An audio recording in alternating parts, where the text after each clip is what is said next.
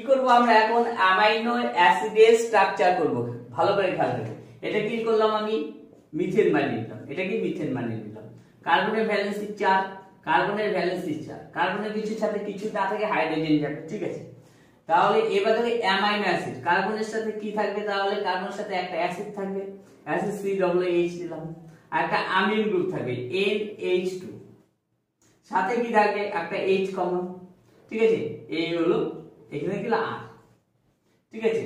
এর জন্য কি বলি আমরা, এটাকে কি বলি সাবস্টিটিউট মিথেন বলি। এটাকে কি বলে সাবস্টিটিউট মিথেন, সাবস্টিটিউট মিথেন। কার্বনের ভ্যালেন্সি কত 4, ভ্যালেন্সি এখানে কত আছে, কার্বনের ভ্যালেন্সি 4 ভ্যালেন্সি, 4 ভ্যালেন্সি কি কি আসছে, চারটা ভ্যালেন্সি কি কি আসছে, একটা COOH আসছে, আর কি আসছে NH2 আসছে, আর কি আসছে H আসছে, আর একটা আর আসছে।